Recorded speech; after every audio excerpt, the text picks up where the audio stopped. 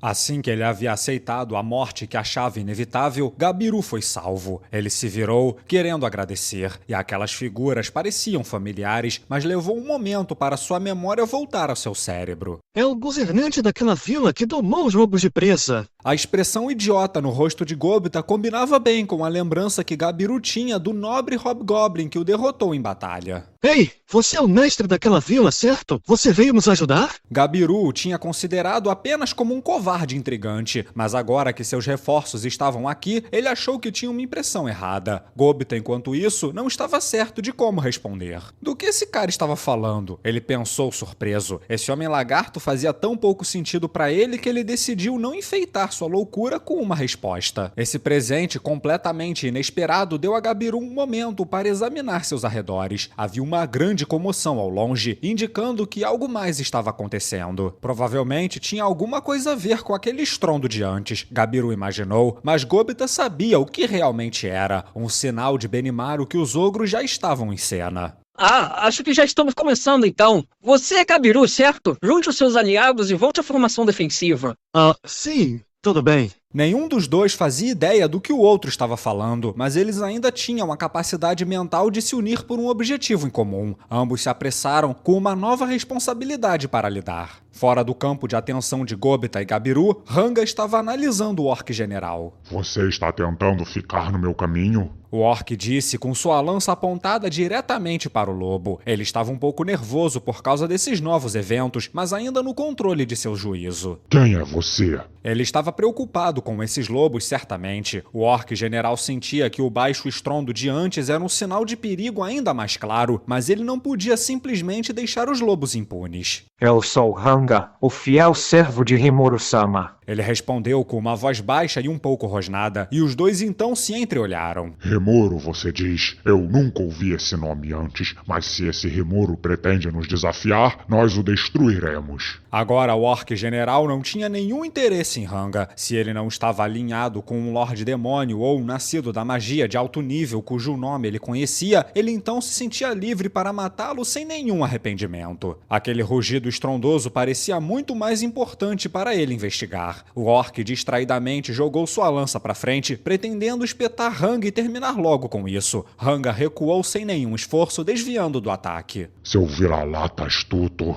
O orc general então olhou mais atentamente para Ranga, e então ele percebeu que ele não era um lobo comum. O quê? Uma simples besta mágica? Por que ele estava tão preocupado com um bicho desses? Ele assumiu que toda a sua apreensão era apenas seu cérebro pregando peças nele. Como um reles animal ousa mostrar suas presas para mim? Ele gritou e então deu ordens ao seu time de elite. Os orques cavaleiros se espalharam, cercando Ranga em um movimento perfeitamente cronometrado. Seguindo a direção do seu general, eles apontaram cada uma suas lanças para o lobo. Não havia nenhum sentido em desafiar um animal em um duelo de um contra um. Ranga riu. Ele não sentia tão animado há muito tempo. E agora ele era capaz de liberar completamente os seus instintos como um predador em seu ápice. Com um uivo mais alto e o mais longo que ele pôde uivar, ele soltou toda a sua aura. Depois de ficar tanto tempo na aura de Rimuru, ele tinha sido fortemente exposto à aura de seu amado mestre e a usou para se imaginar como a besta mágica que ele era. Alguma coisa o levou a buscar essa forma de si mesmo, e nesse momento, Ranga percebeu que era a hora dos seus instintos despertarem. Ele podia sentir o poder que surgia de dentro dele. Seus músculos cresceram, o impulsionando à sua forma completa com 2 metros de altura. Suas garras se aprimoraram, suas presas se transformaram em punhais de aço, mas o que mais se destacou foram os 2 chifres que nasceram em sua testa. Essa era a forma do seu mestre, aquela que ele havia visto no passado, o lobo estelar tempestuoso, e agora ele tinha evoluído para essa forma. Seu uivo fez os soldados orcs estremecerem, mas eles não sentiram medo dele. Seu orc general estava ao seu lado e a habilidade faminto tinha entorpecido seus corações. Ranga bufou desinteressadamente quando olhou para o líder deles. Isso não era mais uma ameaça para ele. Ele podia sentir sua verdadeira força e já estava na hora de exibi-la. Sentindo o fluxo de poder, ele concentrou sua magia em seus chifres. O orc General percebeu essa transformação de grande nível e soube o perigo envolvido. Ele apressadamente ordenou a seus soldados que se espalhassem, mas agora já era tarde demais. Um raio de luz atravessou suas fileiras e então o som veio, o estalo de um trovão enquanto pilares de eletricidade disparavam do chão até os céus, acompanhados de uma pequena tropa de tornados. Ranga tinha obtido a habilidade Relâmpago Negro, e embora ele não pudesse controlar diretamente os raios como Rimuru, seus 2 chifres o permitiam definir o seu alcance e poder. E tinha mais uma coisa, a habilidade extra Manipulação do Vento. Essa era, de certa forma, uma versão inferior da habilidade Manipulação de Partículas que Rimuru tinha adquirido. Ela permitia que Ranga aumentasse e diminuísse a pressão atmosférica local para gerar rajadas de vento, e combiná-la com o Relâmpago Negro proporcionava um golpe fatal. Ranga sabia disso, seus instintos o diziam, e ele o usou em seus inimigos sem nenhum instante de hesitação. Manipulação do Vento era sua habilidade agora, e ele a usava para gerar uma diferença impressionante na pressão do ar acima. Essa era a área em que ele usou o Relâmpago Negro, e os raios de eletricidade que se seguiram preencheram exatamente a área que ele queria. O resultado foi um turbilhão contorcido de correntes de ar para cima e para baixo, eventualmente se juntando em um único vórtice massivo. Isso levou a vários grandes tornados se formando, exalando eletricidade enquanto atravessavam o campo de batalha como uma grande tempestade da morte. O Orc General foi reduzido instantaneamente a uma pilha de cinzas e seus soldados foram rapidamente pegos pela tempestade e pelos raios. Quando os tornados finalmente saíram de cena, não havia mais nenhum orc por perto. A habilidade de ataque de amplo alcance de Ranga, chamada de Tempestade da Morte, havia causado o seu primeiro impacto no mundo. Ranga assistiu contente enquanto seus tornados cruzavam pela terra. Isso não tinha afetado nenhum dos Homens Lagarto, e mesmo com a força e alcance máximos não faziam nada para machucá-lo. Claro, usar essa habilidade havia esvaziado suas reservas mágicas, mas não o suficiente para deixá-lo imobilizado. Ele sacudiu a sua cauda, percebendo que tinha funcionado perfeitamente. Ele soltou outro uivo, longo e feliz, mais do que o suficiente para aterrorizar os orcs que observavam ao longe. Ranga os observou enquanto corriam em pânico, sentado enquanto recarregava sua magia silenciosamente. A batalha ainda não tinha acabado. Ele teria mais oportunidades para contribuir. Não havia necessidade de apressar as coisas. Gobita também parecia estar indo bem. A força dos Homens Lagarto estava começando a se recompor sob o comando vigilante de Gabiru. Os Hobgoblins montados se juntaram a Gobita e juntos eles estavam abatendo os orcs que tinham atormentado tanto os Homens Lagarto e Goblins há pouco tempo. Não demoraria muito até que os Homens de Gabiru voltassem a ser uma força coerente de novo. E agora eles podiam ver Benimaru e seus amigos andando ao longe. Ranga assentiu para si mesmo. A vitória parecia estar garantida agora. Mais longe dali, havia alguém que não estava nem um pouco feliz com isso. Gelmud estava olhando para sua bola de cristal e ele não gostou nem um pouco do que viu.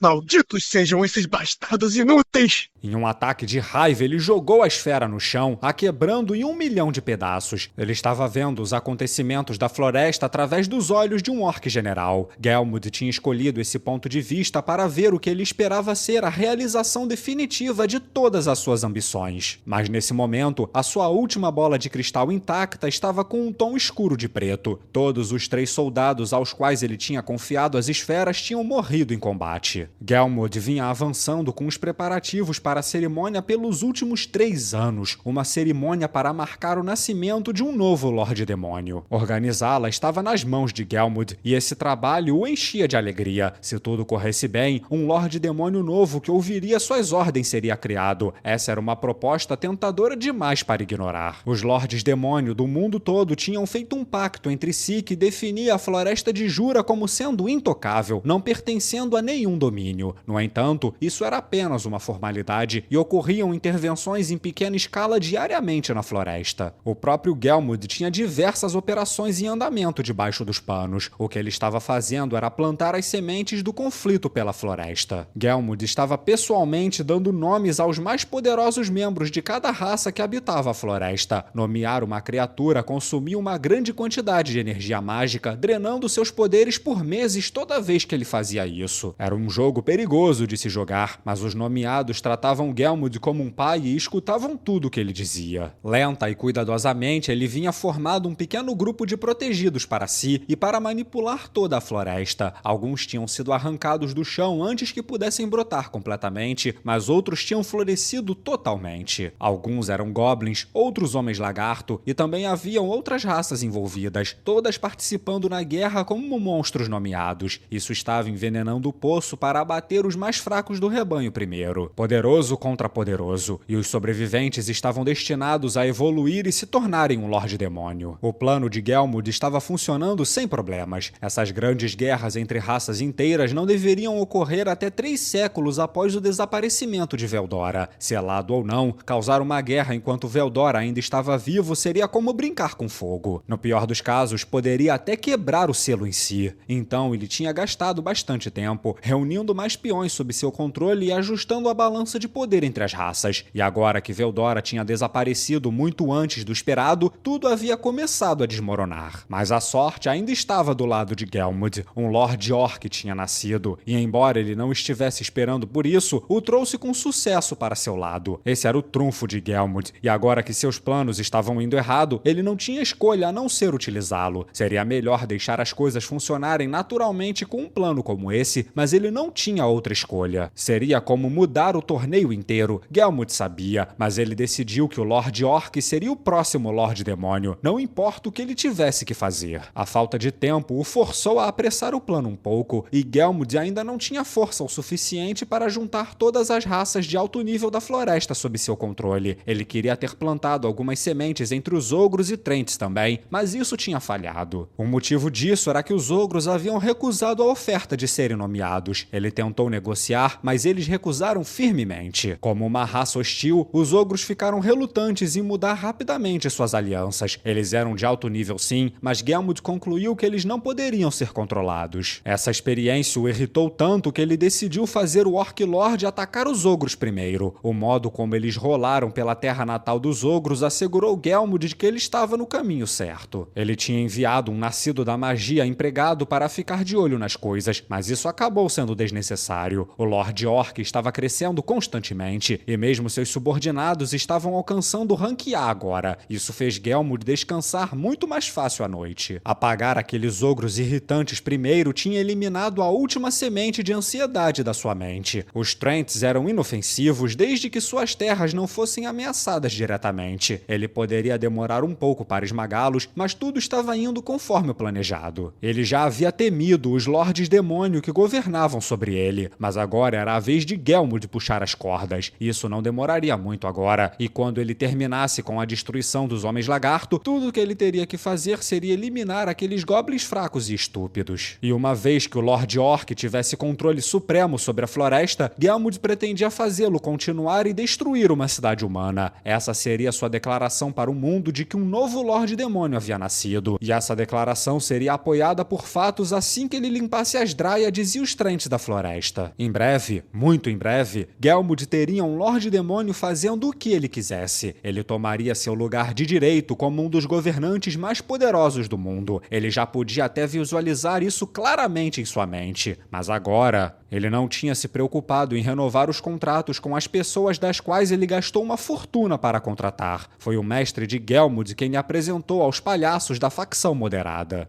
Eles eram um grupinho assustador, e embora oferecessem vários poderosos nascidos da magia a ele, o plano estava indo tão bem que não havia muito trabalho que ele pudesse oferecer, não sem revelar todo o seu plano, o que ele queria evitar a todo custo. Os palhaços o haviam avisado para cuidar de seus negócios com as dráiades. Foi por isso que ele dedicou tanto esforço em formar um arsenal de armaduras e equipamentos com resistência mágica. Para Gelmud, isso era um problema resolvido. O exército do Lorde Orc tinha conquistado a maior parte da floresta. Só mais um passo e tudo seria deles. Mas agora, quando o Orc Lord estava prestes a desfrutar de sua nova vida como um Lorde Demônio, uma presença inesperada estragou os seus planos. Subitamente, um dos orbes de cristal ficou negro. Um dos 5 orcs generais, os comandantes que respondiam diretamente ao Orc Lord, tinha sido destruído. Gelmud ficou confuso e então entrou em pânico. Ele percebeu que se as coisas dessem errado, não só ele não teria nenhum lugar na mesa das elites do mundo para si, mas também seu mestre poderia decidir que não valia mais a pena mantê-lo por perto. Essa conclusão chegou a ele ao mesmo tempo em que sua terceira bola de cristal tinha ficado em silêncio. Toda a esperança parecia perdida para suas ambições e para si mesmo. Gelmud voou para fora, lançando um feitiço de voo para impulsioná-lo para frente. Não havia tempo para formular um plano agora. Ele tinha que chegar aos pântanos e rápido.